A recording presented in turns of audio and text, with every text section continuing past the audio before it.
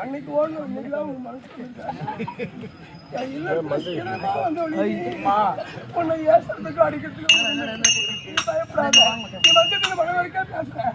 அம்மா